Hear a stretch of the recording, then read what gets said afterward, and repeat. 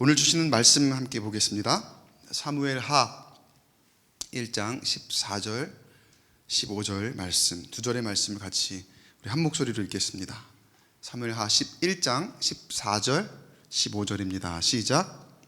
다윗이 그에게 이르되 내가 어찌하여 손을 들어 여호와의 기름 부음 받은 자 죽이기를 두려워하지 아니하였느냐 하고, 다윗이 청년 중 한 사람을 불러 이르되 가까이 가서 그를 죽이라 하매 그가 침에 곧 죽으니라.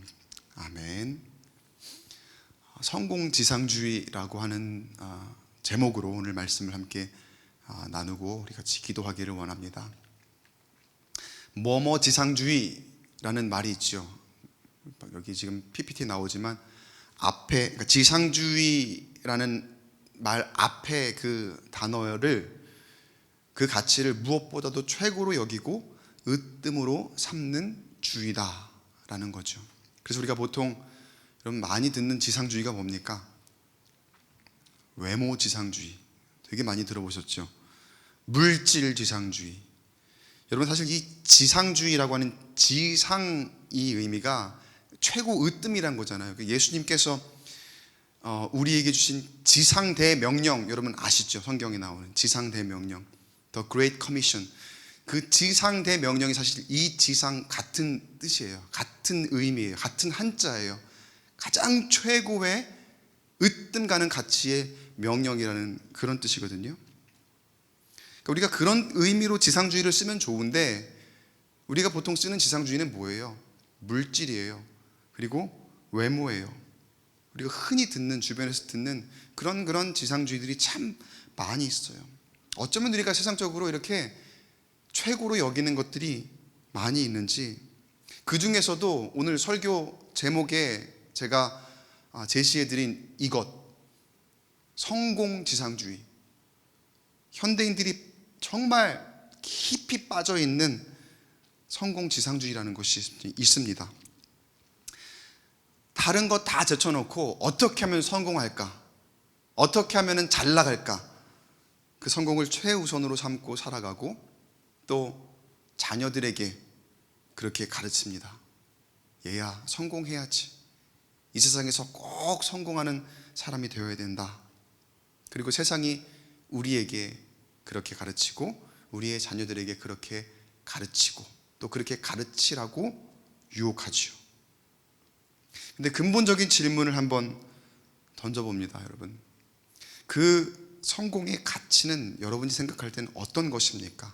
여러분, 성공이란 무엇일까요? 성공의 의미를 오늘 다시 한번 저와 여러분이 나눠보고자 제가 오늘 이야기를 드리는 거예요. 서점에 가면은 예나 지금이나 성공에 대한 수많은 책들이 있습니다. 소위 우리가 말하는 성공한 사람들, 그런 사람들이 어떠한 사고방식을 가지는지, 어떠한 생활 습관을 가지고 살아가는지, 그리고 어떠한 전략을 통해서 그 성공을 이루어냈는지, 그 사람들은 어떤 책을 읽으며 어떤 음악을 들으며 또 어떻게 시간을 활용하며 어떤 화법을 구사하며 얼마나 잠을 자고 하는 것들을 나열하는 거죠. 뭐 어떤 그룹의 CEO가, 어떤 병원의 병원장이, 하버드에 입학한 학생들은 도서관에서 이렇게 공부를 한대더라, 어떤 기업가는 이렇게 그의 삶을 살았대더라, 그리고 공부가 가장 쉬웠어요 이렇게 말하는 사람들은 어떻게 공부해서 성적을 냈더라. 여러 그런 책들을 통해서, 방법론을 통해서 우리더러 그러한 성공의 방식을 배우라고 이야기하죠. 성공, 소위 법칙이라고 하는 것들, 그런 것들을 가르치고 여러 가지 방법론에 관해서 이야기를 합니다. 그런데 여러분, 저도 그렇지만 여러분도 책들 많이 읽어보셨죠? 많이 읽어보셨을 거예요. 그런데 여러분 어떻습니까? 그 책처럼 읽고 해보려고 하니까 잘 되던가요? 아니면 그렇게 했다고 해서 다 모두 성공을 하던가요? 그 책대로, 거기에 쓰여진 대로, 그 사람들이 하는 방식대로 내가 똑같이 해서 모두 다 성공을 할 수 있다면 얼마나 좋을까요? 그러나 그렇지가 않더라는 거예요. 제가 오늘 여러분에게 말씀드리고자 하는 건 사실은 그렇게 해서 성공을 못한다는 것이 아니라 그보다 더 중요한 성공의 진정한 가치를 우리가 잘못 이해하고 있다는 것을 제가 오늘 여러분과 나누기 위해서 오늘 여러분과 이 말씀에 대한 설교를 해나갑니다. 일반적으로 성공지상주의에서 말하는 성공의 뜻은 이렇습니다. 성공, 목적하는 바를 이룸이라는 뜻으로 국어사전에 사전적 의미가 이렇게 나와 있더라고요. 그런데 이 성공이라는 것이 세상이 이야기하는 것이거든요. 이렇게 성공지상주의에 의해 성공을 위해 사는 사람들은 가만 보니까 주변을 돌아보지 않아요. 무조건 성공하고 보자는 그런 주의예요. 이게 세상에서 주입하는 방식의 성공입니다. 그리고 이렇게 공공연하게 드러내지는 않지만 일단 성공하고 봐봐. 그러면 내가 그 위치에 올라가잖아? 내가 성공하는 사람이 되잖아? 그럼 봐봐라. 주변에 있는 사람들이, 주변에 있는 상황과 여건들이 다 거기에 맞추게 될 거야. 세상이 이렇게 얘기를 해요. 일단 물불 가리지 말고, 수단 방법 가리지 말고 일단 성공하고 보라고. 일단 올라가고 보라고. 아까 말씀드렸던 그 책에서는 그 방법을 가르치고 이렇게 저렇게 하면 그렇게 성공할 수 있다고 모든 사람들이 결국에는 우러러보는 그러한 모습으로 나아갈 수 있다고 그렇게 이야기를 합니다. 그러다 보니까 우리가 그런 성공 앞에서는 도덕적인 판단도 없고, 그리고 사회적인 배려와 공동체적인 가치는 더더욱 없는 경우를 참 많이 보게 됩니다. 그런데 여러분, 우리가 가만 보세요. 그런 책을 썼던 사람까지도, 그렇게 성공했다는 사람들까지도 우리가 보았을 때에 그의 삶들을 바라보면은, 또는 그의 말년을 우리가 지켜보면은, 그런 물질, 명예, 권력을 가진 모든 사람들이 다 행복하던가요? 성공은 했을지 모르겠지만, 소위 세상이 말하는 성공은 했을지 모르겠지만, 이 질문에는 다 그렇다고 대답하지 못했을 것 같아요. 그 성공한 사람들이, 명예를 가진 사람들이, 권력을 가진 사람들이, 그 물질을 다 가진 사람들이 과연 행복하던가, 행복했을까? 그렇지가 않더라는 거예요. 그 성공이라는 것이 반드시 행복한 인생이 되지는 않더라는 거예요. 그러면 성공은 성공인데, 그럼 행복한 성공이라는 게 있을까요? 있습니다, 여러분. 행복한 성공도 있습니다. 그런데 세상이 가르쳐주는 방법대로, 그 방식대로 나만을 위해서 수단과 방법을 가리지 않고 그냥 무조건 나아가는 그 성공에는 결코 행복이 없습니다. 그럼 어떻게 우리가 성공을 하면 행복을 이룰 수 있을까요? 행복한 성공은 어떻게 이룰 수 있을까? 제가 이야기하는 걸 잘 들으시기 바랍니다. 그거는 하나님께서 우리를 어떻게 쓰시느냐에 달려있는 줄 믿습니다. 제가 오늘 말씀 나눌 것, 오늘 이야기의 포인트, 핵심이에요. 하나님이 우리를 어떻게 쓰시느냐에, 여러분, 그 성공에 우리의 행복이 달려있다는 거예요. 그럼 어떻게 해야 되느냐? 그 성공의 가치의 기준을 나에게 두지 마시고 하나님께 두시기를 바랍니다. 하나님께 기준을 두셔야 돼요. 내가 기준이 아니라 하나님의 기준으로 성공해야 된다는 거예요. 그럼 하나님께서 우리를, 세상도 우리를 존경하고 우러러보고 인정할 수 있도록, 그러면서도 그 성공이 그냥 그저 무조건 다른 사람 제쳐놓고 나만 잘 되는 그런 성공이 아니라, 그런 길이 아니라 진정한 행복을 느낄 수 있도록 하나님께서 선하게 사용하시는 그런 성공의 길로 인도하실 줄로 믿습니다. 오늘 우리가 사무엘 하 1장의 말씀을 보는데, 사무엘상 말씀을 이제 마쳤죠. 제가 금요일마다 설교를 하는 건 아니니까, 지난번 언제 제가 설교를 했을 때 사무엘상 마지막 말씀을 제가 한번 나눴었어요. 기억하시는지 모르겠지만, 그때의 사무엘상 마지막 말씀의 장면에 사울의 죽음을 우리가 보았습니다. 그리고 오늘 사무엘하 말씀을 시작할 때에도 사울의 죽음과 관련된 내용을 가지고 다시 시작을 하는 거예요. 이스라엘이 블레셋과 전쟁을 치루었지요. 그리고 그 전쟁의 결과로 어느 날 다윗이 소식을 한 가지 듣게 됩니다. 2절 말씀 볼게요. 사무엘하 1장 2절 말씀에 사흘째 되는 날에 한 사람이 사울의 진영에서 나왔는데 그의 옷은 찢어졌고 머리에는 흙이 있더라. 한 사람이 사울의 진영에서 나왔대요. 그런데 어떤 소식을 전하려 가져온 사람인데 이 행색을 보니까 굉장히 급하게 도망을 쳐서 나온 사람이에요.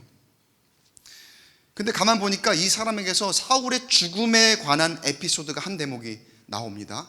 그 이야기를 오늘 한번 나눠보겠습니다. 4절 말씀 볼게요. 4절에 다윗이 물어보는 거예요. 그 사람에게 갑자기 이렇게 급하게 나온 행색으로 온 이 사람에게 다윗이 그에게 이르되 일이 어떻게 되었느냐 너는 내게 말하라. 그가 대답하되 군사가 전쟁 중에 도망하기도 하였고 무리 가운데 엎드려져 죽은 자도 많았고 사울과 그의 아들 요나단도 죽었나이다 하는지라. 지금 이 시점이 다윗에게 있어서는 사울과 요나단의 그 죽음의 소식을 처음 접하는 그 순간입니다. 그러니까 다윗의 마음이 어땠을까요? 이때 갑작스럽게, 물론 전쟁이 굉장히 치열했긴 했지만, 그리고 다윗은 그 전쟁에서 피해 있었죠. 피해 있으면서 이제 가족들이 어떤 아주 안 좋은 일을 당하기도 했지만 다시 회복하고 다시 도로 찾고 이제 돌아와 있을 때 지금 이 소식을 들은 거잖아요. 전쟁은 피했지만, 근데 이 전쟁을 피했을 때의 소식은 들었을 거 아니에요. 얼마나 전쟁이 치열했는지, 블레셋과 이스라엘과의 그 전투에 대한 내용들을 다 들었을 텐데, 그래도 사울이 죽었을까? 그래도 요나단이 죽었을까? 여기에 대해서는 상상도 못했을 거예요. 아마 귀를 의심했을 거예요. 지금 이 사람이 와서 이야기하는 것을 들었을 때에는 한편으로는 사울이 굉장히 자기를 성가시게 굴었고 그동안 자기를 괴롭혔기에 어쩌면 반가운 소식일 수도 있었겠지만 그래도 엄청난 충격인 거예요. 어쩌다가 그렇게 된 거지? 게다가 지금 사울뿐만 아니라 자기의 소중한 요나단까지도 지금 죽었다는 소식에 다윗이 적잖이 충격을 받은 그런 상황입니다. 그래도 이야기는 들어봐야 되니까 계속해서 자세한 내용을 들어보기를 원합니다. 5절 보세요. 5절에 다윗이 자기에게 알리는 청년에게 묻되 사울과 그의 아들 요나단이 죽은 줄을 내가 어떻게 아느냐. 확인하기 위해서 진짜 물어보는 거죠. 묻기를, 야, 진짜 그 말이 사실이냐? 너무나 비통한 그런 표정으로 진짜 그 말이 사실이냐? 네가 어떻게 아느냐? 묻고 있는 거죠. 이 아말렉 사람이 그 물음에 답을 하는데 이렇습니다. 우연히 제가 전쟁터를 지나가는데 거기에 보니까 사울이 죽어가고 있었습니다. 그런데 거기에서 사울이 저에게 아주 특이한 요구를 해왔습니다. 그 요구의 내용이 9절이에요. 9절 보세요. 또 내게 이르시되 내 목숨이 아직 내게 완전히 있으므로 내가 고통 중에 있나니 청하건대 너는 내 곁에 서서 나를 죽이라 하시기로. 그러니까 그 사람 말이 사울이 너무 내 아파서 고통스러워 죽겠으니까 나를 죽여달라고 그렇게 요구를 했다고, 나를 죽여달라고 얘기했다는 거죠. 그래서 어떻게 했을까요? 계속해서 말씀을 읽어볼게요. 10절에 그가 엎드러진 후에는 살 수 없는 줄을 내가 알고 그의 곁에 서서 죽이고 그의 머리에 있는 왕관과 팔에 있는 고리를 벗겨내 내 주께로 가져왔나이다 하니라. 일단은 어떻게 했대요? 자기 보고 죽여달라고 해서 자기가 죽였대요. 너무나 괴로워하니까 자기가 죽였다, 사울이 원하는 그대로 했다, 이렇게 전합니다. 그리고 그 다음에 한 행동이 뭐라고 합니까? 여기에 성경에 그대로 표현이 되지는 않지만 아마 이렇게 얘기했을 거예요. 다윗 왕께서 다윗 당신께서 왕위에 이제 오를 것을, 기름 부음 받은 당신이 왕위에 오를 것을 생각을 해서 사울이 가지고 있던 왕관과 팔찌, 그 왕의 상징이 되는 것을 빼서 가지고 왔습니다. 이렇게 얘기하는 거예요. 자, 다윗이 여기까지 이 사람의 이야기를 듣고서 표면적으로만 받아들인다면은, 지금 이 사람은요, 다윗을 다음 이스라엘 왕으로 만드는 데에 아주 중요한 역할을 한 상징적인 인물이 될 수도 있습니다. 사울을 완전히 목숨을 끝냈고, 그러니까 사울의 이 왕권을 완전히 다 끊어버린 거죠. 이 말대로 한다면은. 그리고 그 왕의 상징인 왕관과 팔찌를 가지고 다윗에게 가져왔으니까 이제 사울은 끝, 다윗의 시대의 시작, 그것을 상징적으로 연결해주는 그런 사람이 될 수도 있는 거거든요. 표면적으로 이 말을 받아들인다면은 그런 인물이 될 수도 있는 겁니다. 다윗의 원수는 자기 손으로 죽였고, 그리고 그 왕의 상징인 그 물건들은 자기가 가지고 왔으니까요. 그러니까 다윗의 입장에서는, 야, 너무 잘했네, 내 원수를 죽이고 나를 왕으로 삼기 위해서 이것들을 가져왔어. 큰 상을 베풀어 마땅한 아주 중요한 사람이라는 거죠. 자, 그런데 여러분도 성경을 이제 앞에 읽어봐서 아시겠지만, 다윗의 입장에서 지금 이 사람의 말을 곧이곧대로 믿을 것이냐 말 것이냐, 그것이 문제로다. 이걸 믿어야 돼요, 말아야 돼요? 여러분, 믿어야 됩니까, 말아야 됩니까? 이 사람이 이렇게 와서 이야기하는 것이 진실입니까, 아닙니까? 대답해 보세요, 한번. 그 전에 말씀을 읽으신 분들은 다 아실 텐데 이게 진실인지 아닌지. 저는 이 말씀을 읽으면서, 그리고 이 아말렉 사람이 일단은 제가 결론부터 말씀드릴게요, 거짓말을 하고 있는 거거든요. 그런데 왜 이 사람이 이렇게 했을까? 저는 이 아말렉 사람이 처음에 그 전장에 갔을 때부터 그 마음이 불순하지 않았을까라는 그런 생각을 한번 해봤어요. 왜 전쟁터를 우연히 지나갑니까? 그럴 리가 있어요. 저는 이 아말렉 사람이 좀 물질에 굉장히 욕심이 있는 사람이라, 왕의 그 팔찌와 고리와 왕관, 그런 것들을 가져왔다는 것으로 제가 한번 묵상해 보니까 미루어 짐작해 보건대, 거기에 이제 죽어 있는 이 전사한 시신들 있잖아요. 그 사람들에게 장신구라든가 돈이 될 만한 것들이라든가 그런 것들을 이렇게 빼앗기 위해서, 약탈하기 위해서 거기를 하이에나 같은 그런 사람인 거죠. 그곳을 일부러 찾아갔던 것은 아닐까, 그런 목적으로 가지 않았을까, 그렇게 한번 제 나름대로 상상을 해봤어요. 여러분, 성경을 읽을 때 이런 상상력을 한번 동원을 해보세요. 말씀이 훨씬 더 묵상이, 그리고 재미있게 읽혀지는 그런 것들이 있어요. 그렇게 어떤 이유가 됐든지 간에 그곳에 갔잖아요. 그런데 거기에 갔는데 이게 웬일입니까? 와, 내가 생각한 것보다 훨씬 더 값진 그러한 장신구, 뭡니까? 이게 왕의 관이 있는 거예요. 왕관이 있고 왕의 팔찌로 딱 보이는 것들이 거기에 있는데, 여러분, 이 시점에 사울은 살아 있습니까, 죽어 있습니까? 이미 죽어 있어요. 사무엘상 마지막 장에 사울은 자기 스스로 목숨을 끊었습니다. 그 옆에 있는 자신의 부하에게 자기를 죽여달라 했지만 그 사람이 그렇게 하지 못하고 사울이 자기 목숨을 스스로 끊었고, 그 옆에 있던 부하도 그 사울이 죽는 것을 보고 그 부하도 자기 스스로 목숨을 끊는 것으로 이 사울이 마지막이 정리가 되거든요. 이게 앞장에 나오는 이야기예요. 근데 지금 이 사람이 와서 사울을 보았을 때에는 이미 죽어있는 상태였을 거 아니에요. 근데 거기에 보니까 이 왕관이 있고 팔찌가 있고 그런 것들이 눈에 들어오니까 문득 그 사람에게 꾀가 생겼던 것 같아요. 더 큰 어떤 욕심이 생겼던 것 같아요. 그냥 그것으로 자기가 취하고 그것으로 자기가 욕심을 만족시킬 것이 아니라, 물질적인 것으로 끝날 게 아니라 번뜩이는 생각으로 드는 것이, 야, 이거는 왕의 소지품이 아니야. 야, 이거는 왕의 상징되는 것인데, 야, 이걸 가지고 내가 무언가 큰 일을 한번 치러볼 수 있겠다라는 그런 생각을 하지 않았을까요? 야, 내가 이걸 그냥 가져다가 물질적으로 그냥 밀거래 해갖고 돈으로 바꿔서 그렇게 할 것이 아니라, 그리고 어차피 이거 가져가 봐야 이거 어디서 났냐고, 이거 왕건데 네가 어디서 났냐고 그렇게 다 알아볼 거 아닙니까? 그러니까 내가 이거 어디서 제대로 제값받고 팔지도 못할 것이고 내가 한번 성공을 해보자, 이런 생각을 한 거예요.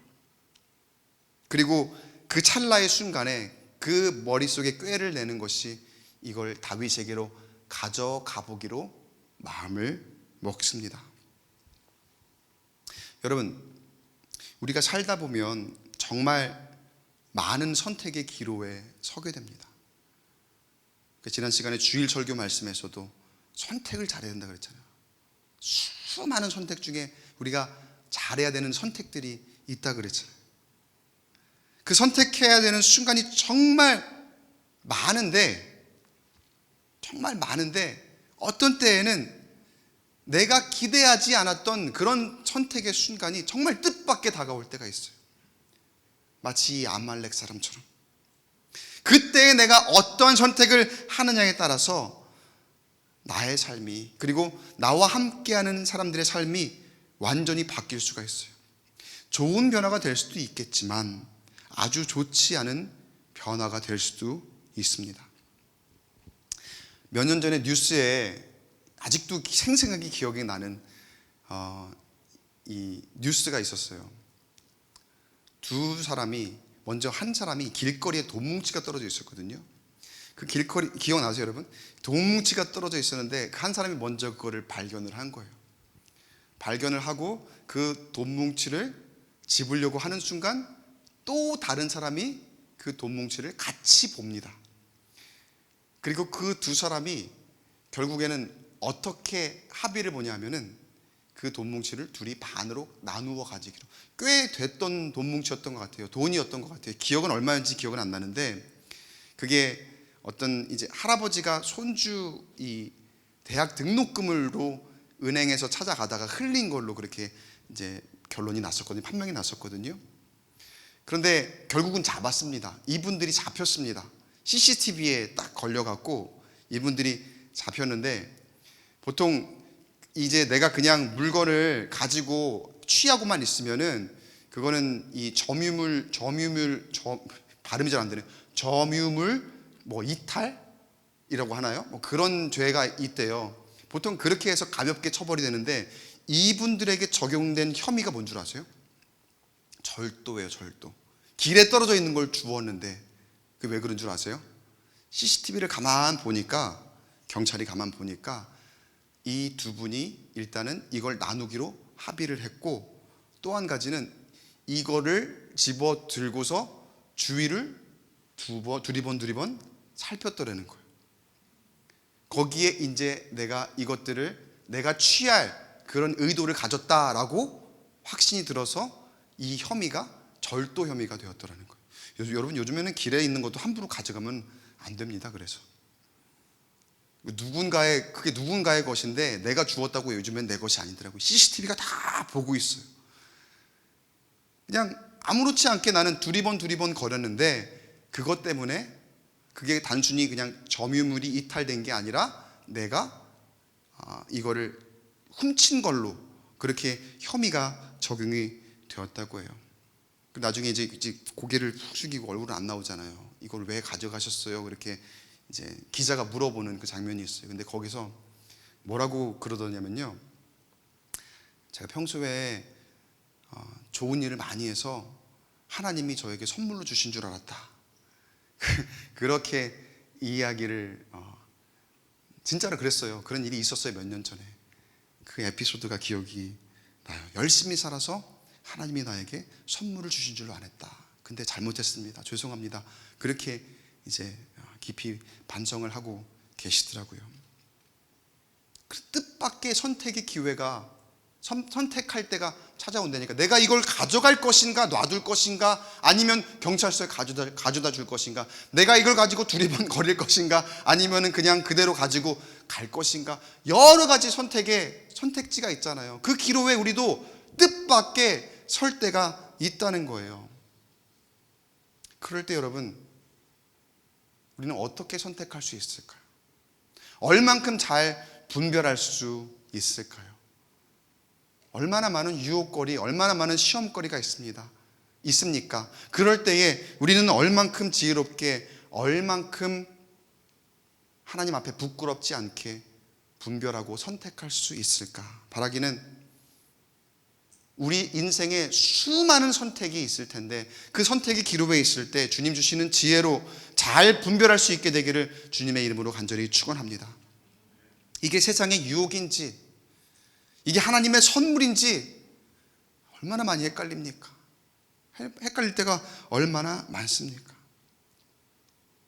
저기 성경에 나오는 아말렉 청년이, 이 아말렉 사람이 사실은 그때에 사울 왕의 시신을 보고 그 왕관과 팔찌를 보았을 때에 이 사람이 어떤 마음을 먹느냐에 따라 사실은 인생은 어떤 방향으로 한 방에 바뀌게 되어 있었던 거예요.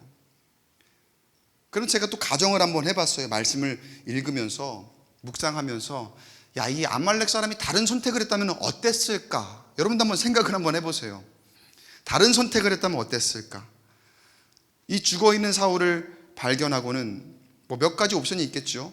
이거는 내가 가져가도 뭐 어쩔 수 없는 거니까 아깝지만 포기하자. 뭐 그러면 다윗을 대면할 일도 없었겠죠. 그리고 그럼 성경에 이러한 장면 자체가 나오지도 않았겠죠.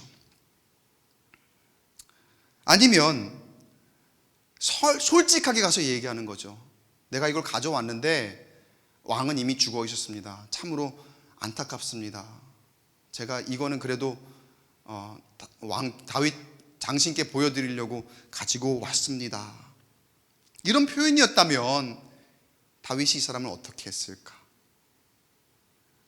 그런데 이 아말렉 사람은 방금 제가 상상했던 그 두 가지 다른 옵션을 선택한 것이 아니라 또 다른 옵션, 자기가 생각한 대로 선택하고 행동을 하죠.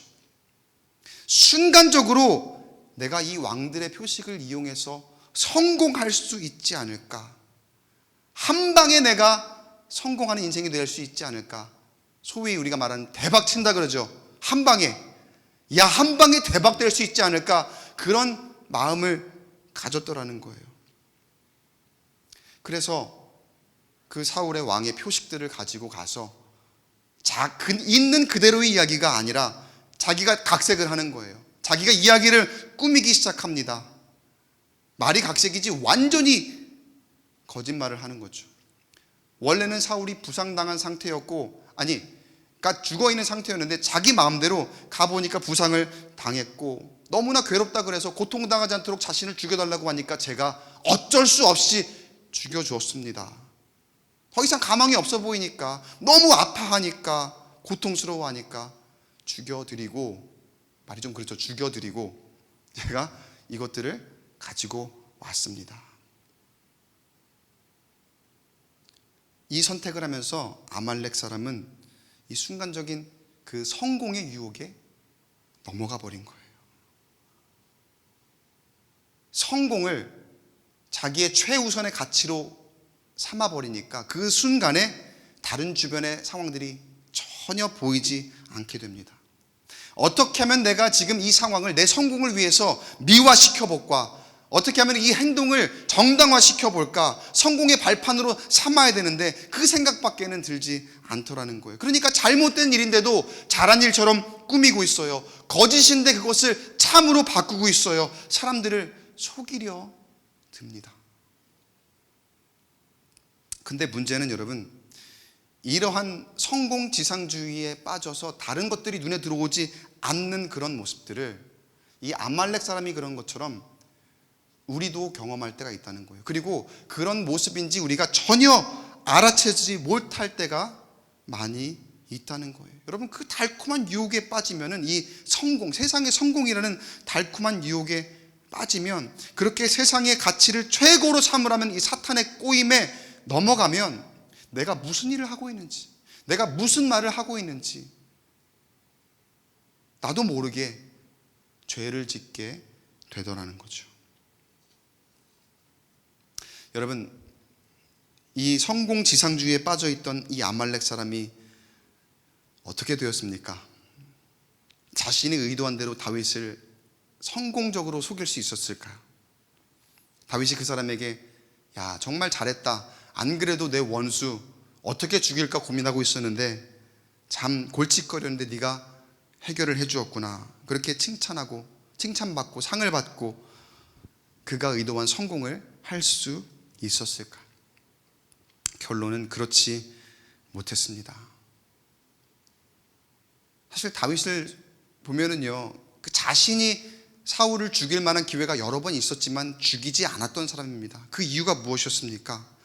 사울은 하나님께서 기름 부으신 사람이기 때문에. 그러니까 못 죽인 게 아니라 안 죽인 거죠. 다윗은 절대로 그렇게 할 수 없었던 거죠. 그러니까 다른 사람이 그렇게 해주길 바라지도 않았던 사람이에요. 하나님이 하실 일이지 사울을 죽이는 것은 어떤 다른 사람이 나 대신 해줄 일이라고 생각지도 않았던 그런 인물이 바로 다윗입니다. 그런데 이 아말렉 사람은 거기에 대해서 전혀 모르고 있는 거예요. 다윗을 몰라도 너무 모르고 있는 거죠. 그걸 자랑이라고 그러면서 막 이렇게 와서 들이대고 있는 거예요. 다윗이 너무나도 태연하게 거짓말하는 이 아말렉 사람을 보니까 참 괘씸합니다. 그래서 어떻게 합니까? 오늘 이 본문으로 같이 읽었죠. 14절 15절 말씀에 다윗이 그에게 이르되 내가 어찌하여 손을 들어 여호와의 기름 부음 받은 자 죽이기를 두려워하지 아니하였느냐 하고 다윗이 청년 중 한 사람을 불러 이르되 가까이 가서 그를 죽이라 하매 그가 치매 곧 죽으니라. 아말렉 청년은 자기 욕심을 채우기 위한 성공지상주의를 쫓아서 수단 방법을 가리지 않다가 결국은 자신의 최후를 맞이하게 됩니다. 바라기는 우리 교회 성도 한 사람 한 사람 모두는 세상의 가치에 우선하는 성공보다는 다른 차원의 가치를 더 소중하게 여기기를 주님의 이름으로 축원합니다. 제가 다른 차원의 가치라고 말씀드렸어요. 다른 차원의 진정한 성공이란 무엇인가 한번 생각을 해봐요. 우리가 아는 아까 그 성공에서 글자를 하나만 바꿔볼게요. 글자를 하나 바꿔볼게요. 한글로는 같은데 한자가 달라요. 한번 보세요. 아까의 성공에서 앞에 글자가 다르죠. 뭐예요? 이거는 거룩한 공적. 어떻게 표현할까요? Sacred contribution 아니면 Holy contribution. 거룩한 공헌, 거룩한 공적이라고 할 수 있을 거예요. 여러분, 우리의 성공은 이겁니다. 이거. 우리의 성공은 거룩한 공적. 이것이 우리의 성공인 줄 믿습니다. 다시 말하면 우리의 성공은요, 세상이 말하는 그 성공이 아니라 거룩한 일을 하는 것이 우리의 성공이라는 거예요. 하나님이 우선순위가 되는 삶이라는 거예요.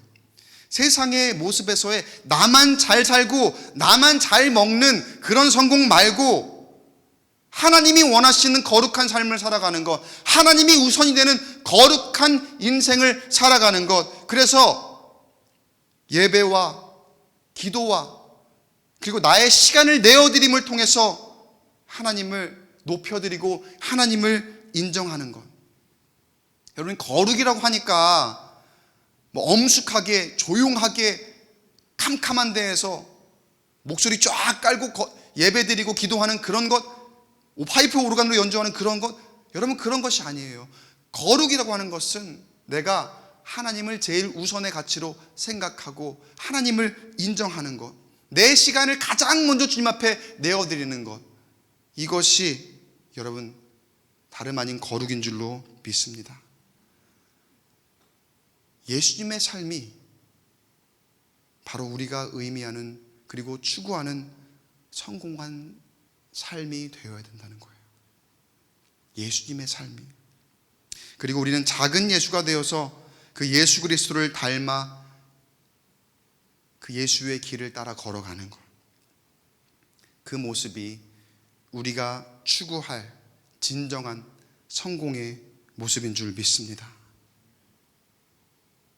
나의 목적을 위해서 이 주변은 어떻든지 간에 앞만 보고 가는 그 성공 말고, 나뿐만 아니라 동일하게 사랑하시는, 하나님이 사랑하시는 나와 함께 살아가는 이웃의 삶과, 그리고 그 영혼의 구원을 위해 함께 이루는 성공이야말로 우리가 추구해야 할 진정한 성공인 줄 믿습니다. 그러려면은 우리의 성공의 중심에는 내가 아니라 누가 있어야 된다고요? 예수 그리스도가, 하나님이, 성령님이 그 성공의 중심에 있어야 되는 줄 믿습니다. 다른 어떤 것보다 이 성공이 우선이 되는 성공지상주의로 살아가시길 간절히 축복합니다. 사랑하는 성도 여러분, 우리 이 성공지상주의의 의미를 다시 재정립하기를 원합니다. 성공지상주의, 말이 참 좋습니다. 너무나 좋은 말이에요. 맨 앞에 글자만 바꾼다면은요, 맨 앞에 글자만 우리가 아까 이야기한, 나중에 얘기한 그 거룩한 공적을 우리가 우선으로 생각하는 그 성공지상주의로 바꾼다면은 그 의미가 너무나 좋은 말이에요. 하나님이 내 삶의 중심이 되시고 하나님이 내 인생의 주인이 되시는, 내 인생의 인도자가 되시는 그러한 주의, 그게 으뜸이 되는 것.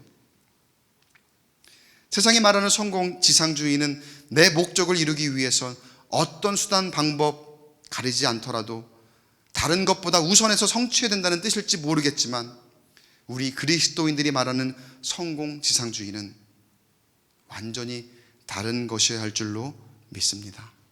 바라기는 오늘 우리가 말씀을 이제 듣고 기도할 텐데, 내 성공, 그리고 내가 우선으로 두어야 할 가치를 다시 한번 깊이 새기고, 하나님이 나의 삶의 주인이십니다. 하나님이 내 모든 가치 우선하시는 분이십니다. 그러할 때에 하나님이 인도하시는 그 길을, 빛 대신 주님께서 내게 비춰주시는 그 길을 기꺼이 걸어갈 수 있는, 그렇게 성공할 수 있는 저와 여러분 되시기를 주의 이름으로 간절히 축원합니다.